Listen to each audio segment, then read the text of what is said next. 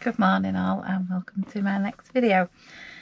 I'm sitting procrastinating when I actually should be packing the van because I'm going away today to Dufftown for 3 nights, so I really need to get my butt into gear and get packing.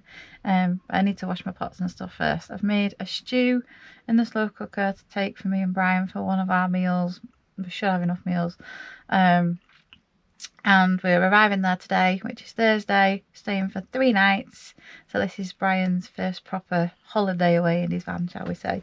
We're taking Kerry's awning, so we need to go and pick that up off her. That's going on my van. My van's staying static, and then we're going to use Brian's van to travel around and do some bits and pieces while we're there, because obviously his is just pretty much a van and he's sleeping in there, whereas mine's got the awning rail, so we can attach that to that and just leave everything for cooking and whatnot in the awning and Brian's bits and pieces.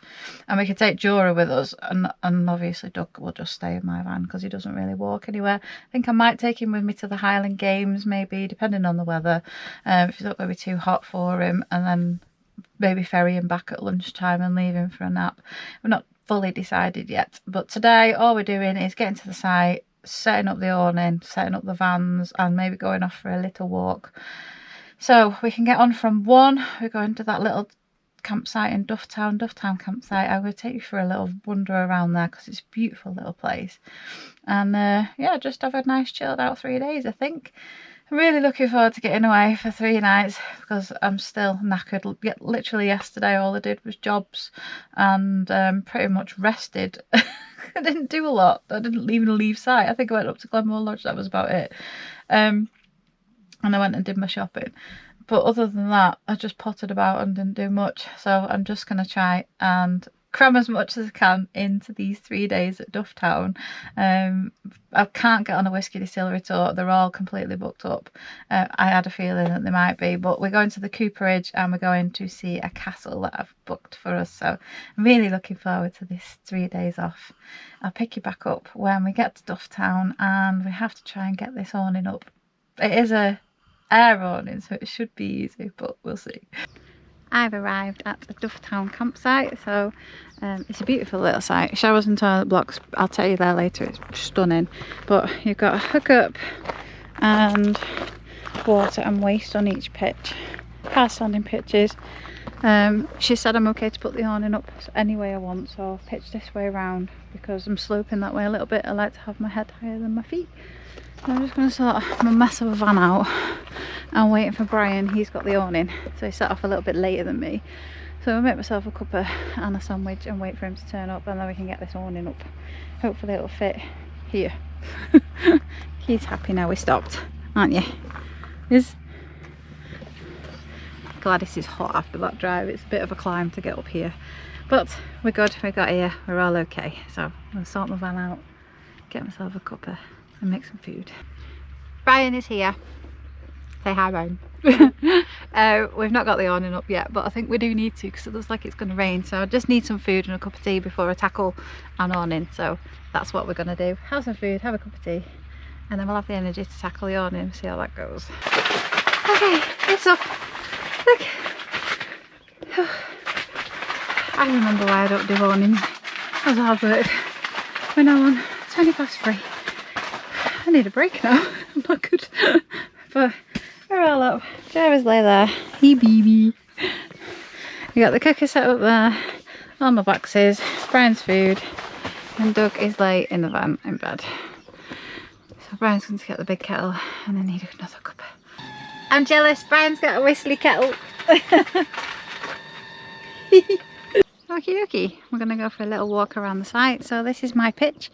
I'm on pitch number 16. Like I said, you've got hookup, water and waste on each pitch for the electric pitches, I think.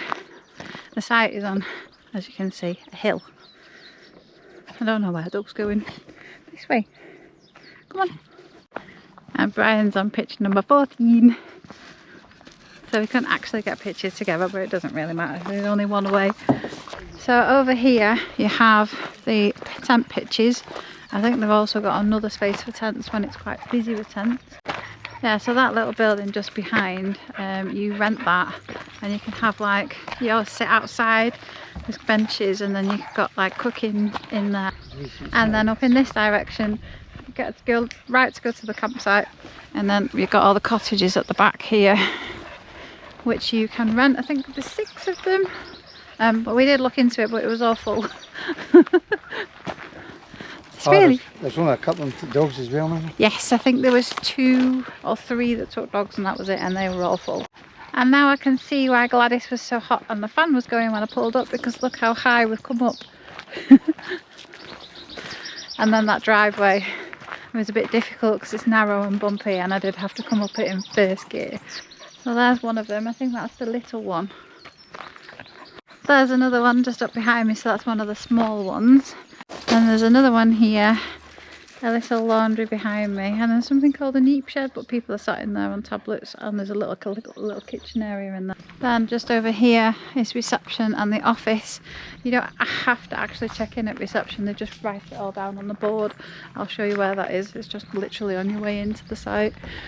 So I've just been speaking to the lady. That neep shed and the laundry are actually cottages. They've basically named them for what they were when it was the stead.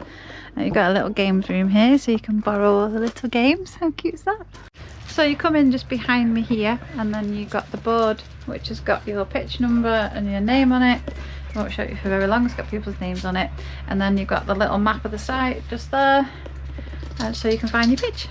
This is your shower and toilet block. It's absolutely beautiful. Underfloor heating. There's your sinks, and there's some more over there. Showers are massive. Look at them. They're so clean, and it's so like new. It is really, really nice. So I'm looking forward to going for my shower later. It's dead clean, and I must check it all the time. So there are 20 hard standing electric pitches for caravans, motorhomes, camper vans. 4 electric tent pitches, and then they've got 20 tent pitches, so it's a very, very small site. That little hut that I told you it's actually a barbecue place, and it comes with that big cottage that's at the front, so you have to rent the big cottage in order to get it. You can't just rent it on its own. We're off out for a little wander into Dufftown and maybe a little walk, see how it feels once we get there. We're following where Google Maps told us to park, but look what we're driving down. We've no idea where the actual car park is. Let's just hope we don't get a picture.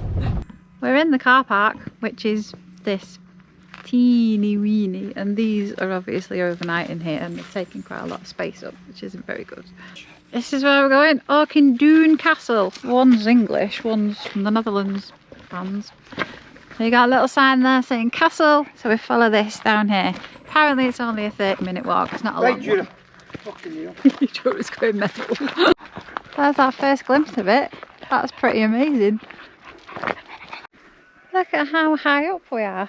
That's mental. I didn't realise we come so far up.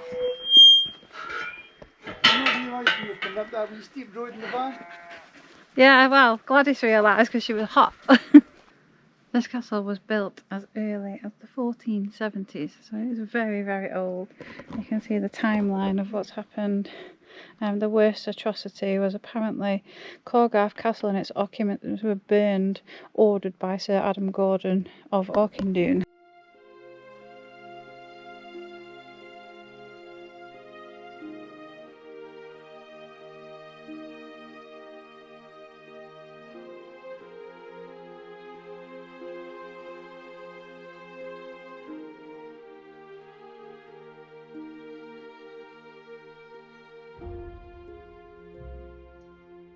This formidable building dates back to the 15th century, but was abandoned in the early 1700s.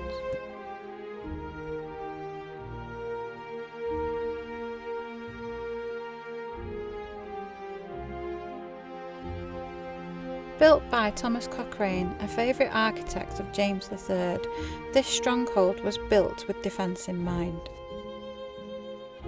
Although the Gordon clan, who received the lands in 1535, were more for attacking rather than defending. Sir Adam Gordon is well remembered for committing the atrocious act of burning Corgarth Castle, and inside it Margaret Campbell, the wife of Forbes of Towie, and 27 members of her family and servants in 1571. As a retaliation for this, William Mackintosh burned Auchindoun Castle, and by 1725 the castle lay derelict.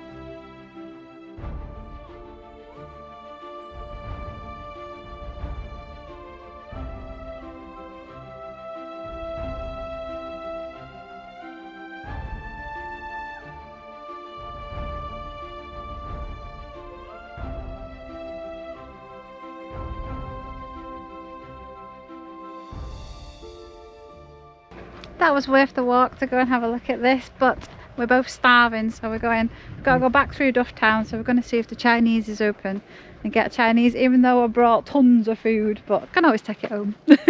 Back from our walk and back with the Chinese. I have chicken fried rice.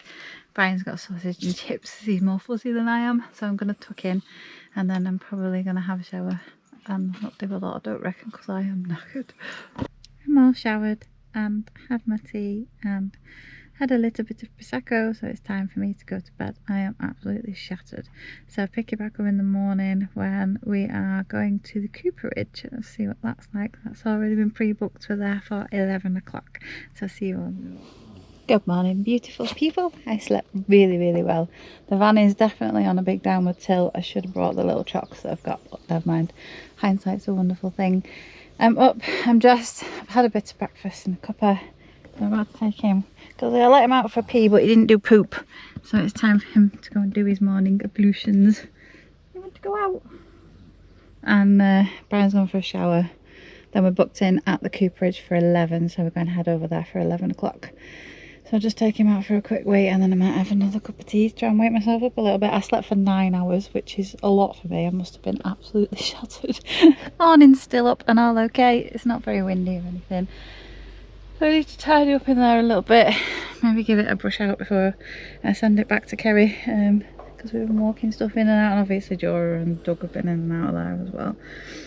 But yeah, it's nice to have the awning up and have a bit of space in the van, really. Right, I better take you for a poop, yeah? Done some jobs, put my towels out to dry on the bike rack, which is what it's really useful for. And just put the kettle back on. It's only 9:30, we don't have to be at the Cooperage until 11. So those of you who've been moving for a while saw me come up to have a look at the outside of the Cooperage when I had my bad foot. Foot is a lot better, still not 100%. I am doing very slow runs, very short runs, only like 2.5k at the most at the moment on it. It's lots better, but sometimes when you tip it in certain positions it still hurts. That's why I've still not tackled any Munros yet. I'm desperate to go and do Bionic more this year, but I'll just have to see how it goes. I'm not injuring myself further just because I want to go and do a Munro. So yeah, the Cooperage I think is about an hour and a half tour. And those of you that don't know, it's how they make the whiskey barrels or whiskey casks. So I'm looking forward to going and doing that. It was £10 each, and they've got a little shop there that I've shown you around before, so I'm going to go and enjoy that. Then we're going to come back and see him. And then I'll see how much footage I've got for this video. I might have to make 2 for this trip, just see how I get on, really.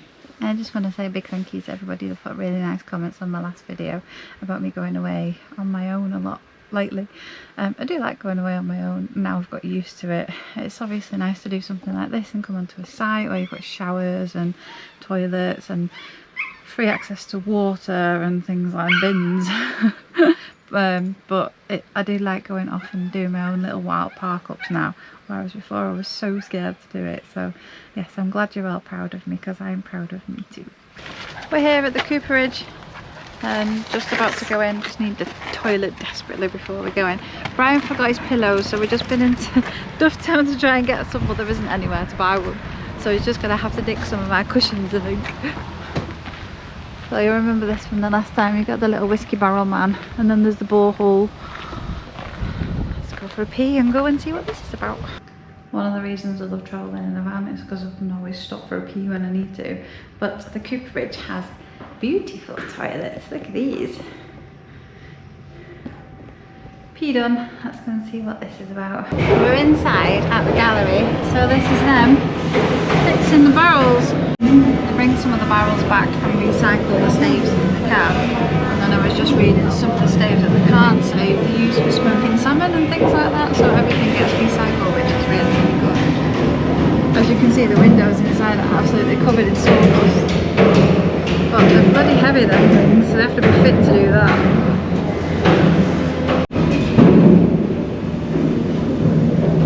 This guy here is measuring it up for putting the bands around them.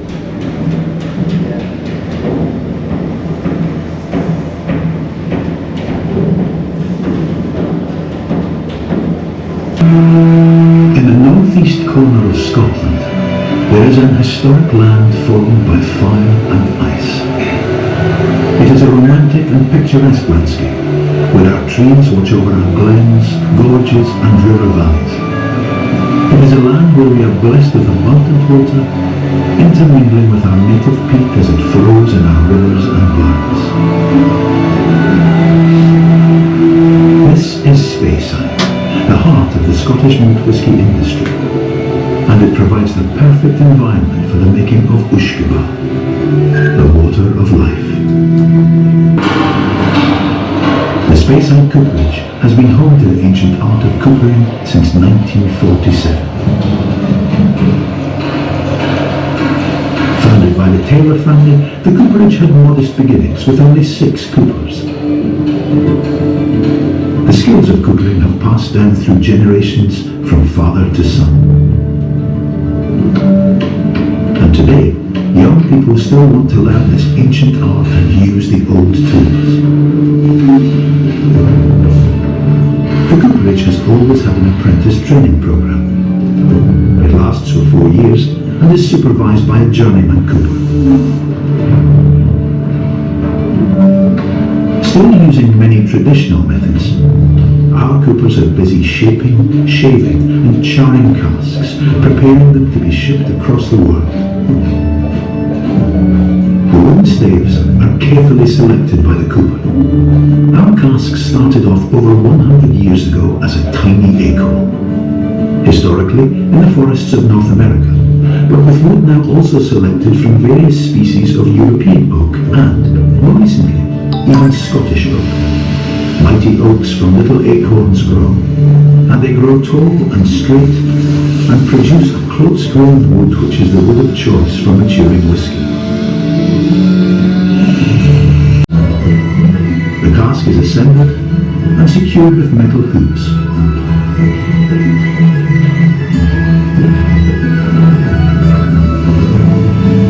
The cask is then steamed for up to an hour to soften the wood sufficiently to enable it to bend.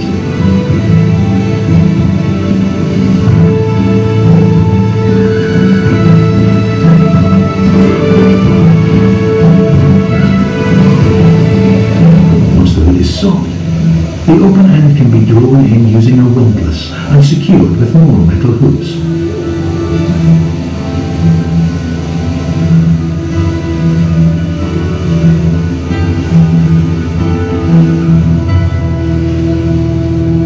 The cask is then toasted very slowly over an open fire for around 40 minutes.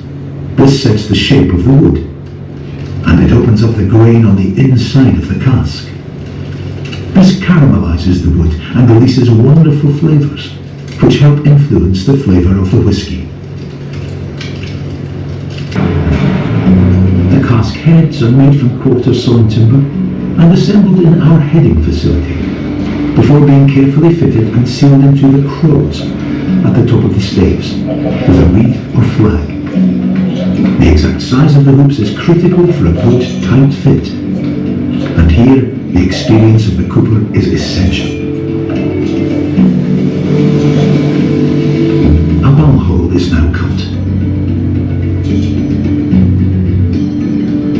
An experienced handler can turn a cask on a penny, rolling it effortlessly to any spot.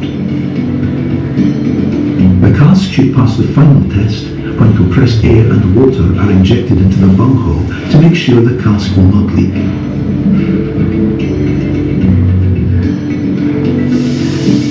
But nothing lasts forever.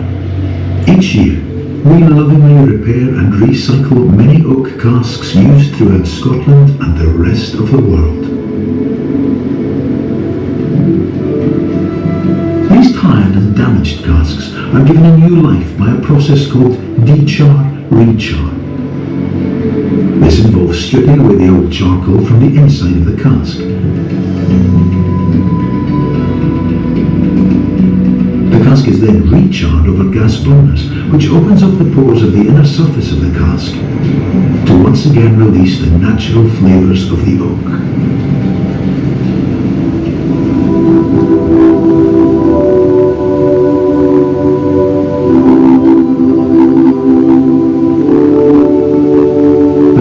And flavour of good malt whisky depends on water, barley, distillation, and of course the cask, in which it matures for at least 3 years. The relationship between distiller and cooper is similar to that between whisky and cask, complementary. And it is in the distilleries that the cask and spirit come together for a long and quiet sleep. The casks will rest until the whisky is bottled, its taste retaining a memory of the cask in which it matured for many years. He's just been telling us about those 4 apprentices, and then he's a foreman who doesn't normally do the tours. But what I've noticed is there's no ladies, it's all blokes. They get paid per barrel. Some of them come in that early and don't take any breaks. Hard job. Yeah. Sorry guys, just shout out there if you can't hear and ask any questions. What he was just telling us, this is the end bit, make the end go the cask. But that process of shaving and recharring, they only should do it once because it can affect the wood. So obviously you need a certain thickness of the wood for the pressure. Because basically they're only held together by the bands, the shape of the wood, and the top and the bottom. The only bit that is extra are the dowels that are in the bottom. That's it. It's all just held together by pressure, which is really cool actually. So it's a very, very skillful job. I asked him if there were any ladies that did it, and he said not many of them. There's none in this cooperage. And then asked me if I wanted to volunteer. Get me fit, will it? This machine here that you can just about say pushes the hoops down the bands, and it literally like measures it and then turns it upside down. It's actually really clever. See the 2 pipes that come up above? So that's the whole boulder. Actually turn it upside down now. Yeah, so it doesn't really cut a piece of wood, it shapes it down. It's almost like a whole saw. Yeah, and then it's also the excess, and there's no excess inside the barrel. We were all worried about it. And then the hoop came off. A band, it's not really. There'll be a lot of like the char will break off and stuff.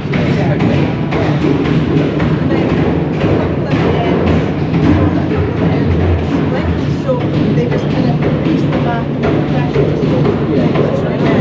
Quite often when we do older butts, we get a refill butt. The ends are pieced.